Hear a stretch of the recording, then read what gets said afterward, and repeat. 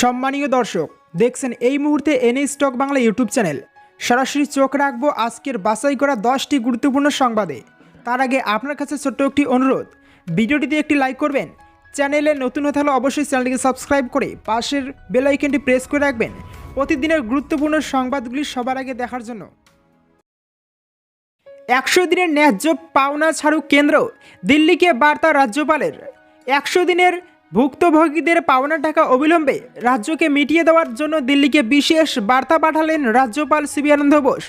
একদিকে তিনি যেমন অভিষেক বন্দ্যোপাধ্যায়ের আন্দোলনের যৌক্তিকতাকে স্বীকার করে নিয়ে তিনি স্মারকলিপি দিল্লিকে পাঠিয়েছেন, অন্যদিকে কেন্দ্রীয় সরকারকে রাজ্যপাল লিখেছেন বাংলার বিপুল সংখ্যক মানুষ সত্যি 100 দিনের কাজ করে দীর্ঘদিন ধরে পাওনার অপেক্ষায় রয়েছেন।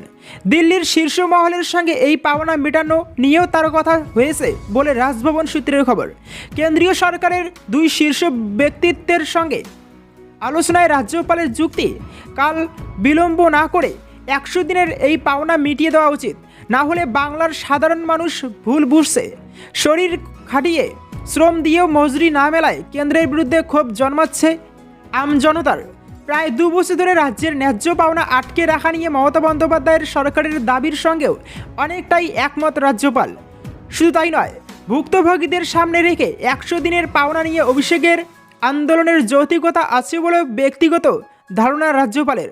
বস্তুত এই কারণেই বাংলার ন্যায্য পাওনা পাইয়ে দিতে ব্যক্তিগতভাবে দিল্লিতে তবদির শুরু করেছেন বোস। কেন্দ্রীয় সরকারের একাংশ রাজ্যপালের এই সুপারিশের পরে নড়েচড়ে বসেছে। তারাও চাইছে বাংলার ন্যায্য পাওনা দ্রুত মিটিয়ে দেওয়া হোক, কিন্তু বঙ্গ বিজেপির একাংশ কেন্দ্রীয় সরকারের উপর আরও চাপ বাড়িয়ে বলছে লোকসভা ভোটের আগে যেন কোনো মতেই বকেয়া পাওনা বাংলাকে দেওয়া না হয়।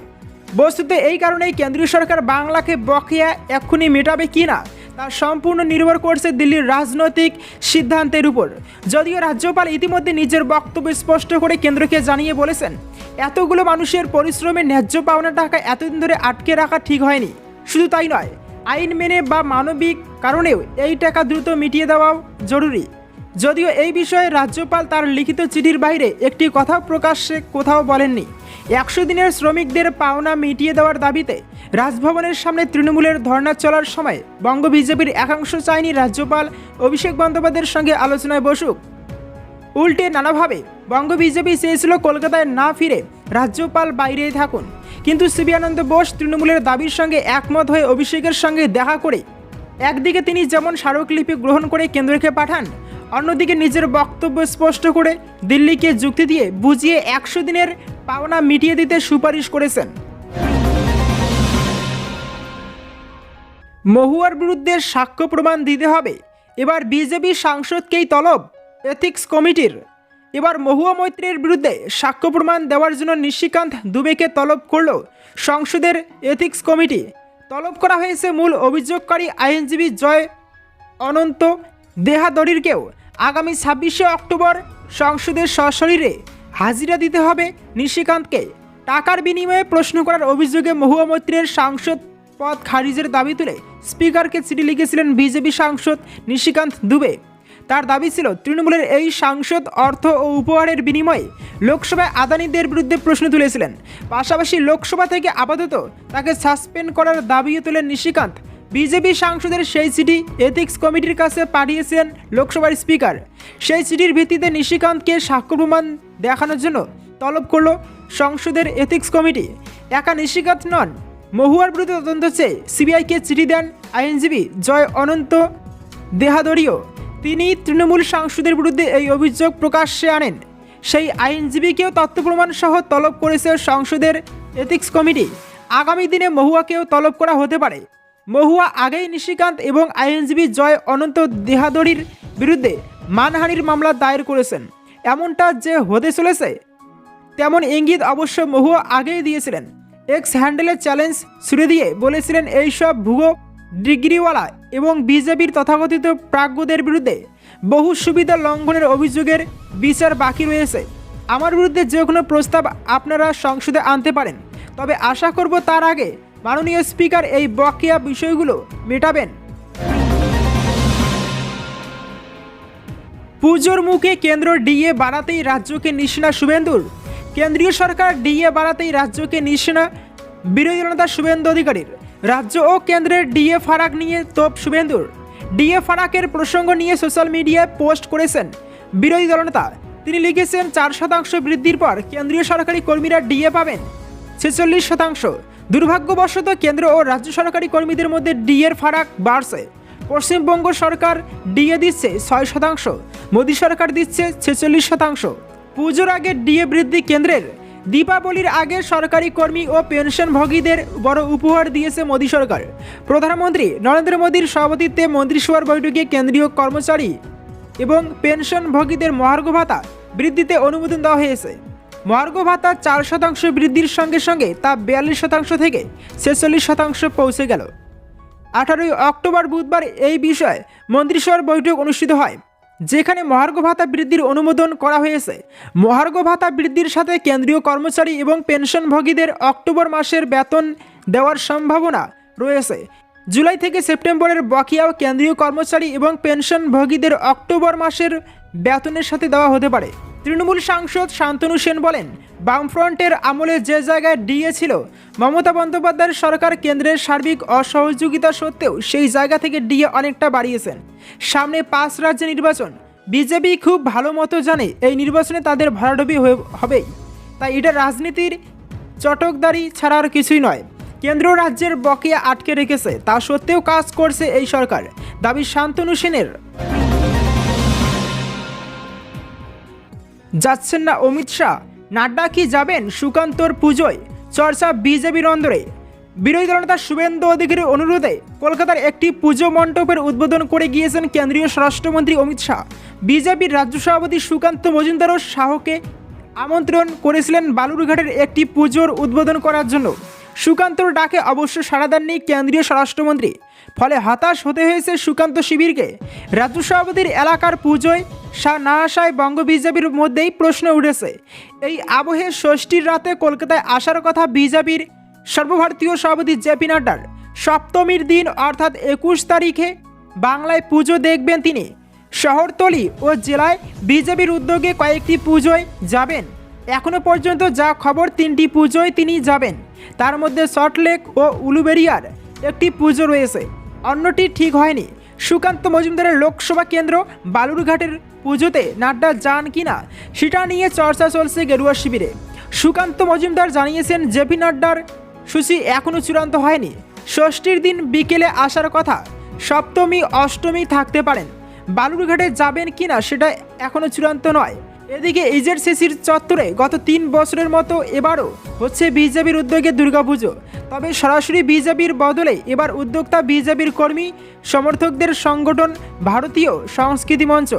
এ বিষয়ে দলের রাজ্য সভাপতি সুকান্ত মজুমদার বলেন, দলের পুজো নয়, তবে দলের কয়েকজন কার্যকর্তার উদ্যোগেই হচ্ছে, এর বেশি কিছু নয়।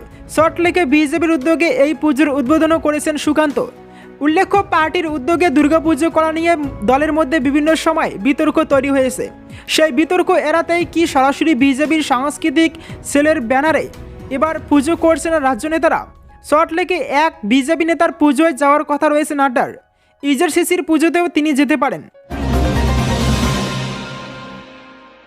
চণ্ডীপাঠ ঠিক জানেন না, তার থেকে লোকে পুজো শিখবে, মমতাকে পাল্টা খোঁচা দিলীপের। বাংলার দুর্গাপুজো নিয়ে মুখ্যমন্ত্রী মমতা বন্দ্যোপাধ্যায় নাম না করে কেন্দ্রীয় স্বরাষ্ট্রমন্ত্রী অমিত শাহকে কটাক্ষ করেছেন। এবার তারই পাল্টা দিলেন দিলীপ ঘোষ। মুখ্যমন্ত্রী তথা তৃণমূল নেত্রীকে তীব্র আক্রমণ করলেন খড়গপুরের বিজেপি সাংসদ। এবারের দুর্গাপুজো থেকে যেন বাংলার রাজনীতি সরতে পারছে না, আজকাআজকি যেন লেগেই রয়েছে তৃণমূল বিজেপির মধ্যে। পুজো উদ্বোধনের থেকেই শুরু হয়ে গিয়েছে রাজনৈতিক খোঁচা। কেন্দ্রীয় স্বরাষ্ট্রমন্ত্রী অমিত শাহ কলকাতায় পুজোর উদ্বোধনে এসেছিলেন মঙ্গলবার। তৃণমূল কংগ্রেসের সাধারণ সম্পাদক অভিষেক বন্দ্যোপাধ্যায় তারপর থেকেই আসরে নেমে পড়েন। নাম না করে অমিত শাহকে খোঁচা দিয়েছেন। বিজেপিকেও বাংলার পুজো নিয়ে খোঁচা দেওয়া হয়েছে। তৃতীয়ার সন্ধ্যায় আরও বিতর্ক উস্কে দিয়েছেন মুখ্যমন্ত্রী মমতা বন্দ্যোপাধ্যায়। তৃতীয়ার সন্ধ্যায় ভার্চুয়ালি পুজোর উদ্বোধন করেছিলেন মুখ্যমন্ত্রী মমতা বন্দ্যোপাধ্যায়। তখনই বলেন, ওদের কোনো শিক্ষা নেই, মা দুর্গার পুজো নিয়ে ওরা কিছুই জানেন না। তার আরও মন্তব্য, দুর্গার সম্পর্কে কতটুকু জানে?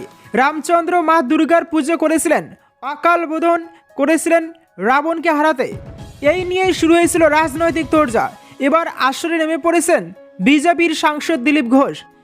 সোজা সাপটা আক্রমণে দিলীপ ঘোষ বলেন, যিনি চণ্ডীপাঠ ঠিক করে জানেন না, ব্রাহ্মণের মেয়ে হয়ে যিনি পিতৃপক্ষে পুজো উদ্বোধন করেন, তার থেকে লোকে শিখবে পুজো নিয়ে। তার আরও বক্তব্য, উনি কিছু জানেন না, ভরপেট খেয়ে ইফতার পার্টিতে গিয়ে ঢেকুর তোলেন, গায়ের জোরে টাকা দিয়ে পুজো কেনেন, তার মুখ থেকে লোকে ধর্মের কথা শুনবে না। জীবনে কোনোদিন উনি ধর্মীয় কাজ করেননি, সমস্ত অধার্মিক, দুরাচারী, ভ্রষ্টাচারী লোক নিয়ে থেকেছেন।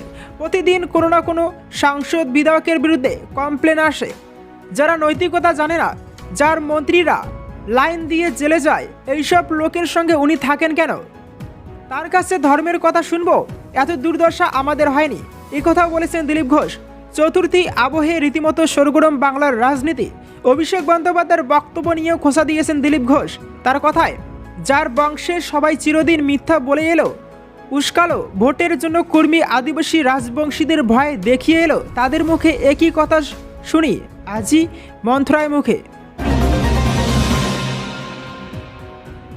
মমতার পথেই দুর্গাপুজোর কমিটিগুলিকে 10,000 টাকা অনুদানের ঘোষণা বিজেপির। বাংলার সমস্ত দুর্গাপুজো কমিটিগুলিকে 70,000 টাকা করে অনুদান দিচ্ছে পশ্চিমবঙ্গ সরকার। এই নিয়ে বিরোধিতা করেছে বিজেপি, কিন্তু সেই বিজেপি শাসিত রাজ্য অসমে দুর্গাপুজো কমিটিগুলিকে 10,000 টাকা করে অনুদানের ঘোষণা করেছে হেমন্ত বিশ্ব শর্মার সরকার। মঙ্গলবার অসমের মুখ্যমন্ত্রী মন্ত্রিসভার বৈঠকের পর এই সিদ্ধান্ত নিয়েছেন বলে জানা যাচ্ছে। সে রাজ্যের 6,953টি পুজো কমিটিকে 10,000 টাকা করে অনুদান দেওয়া হবে বলে জানানো হয়েছে।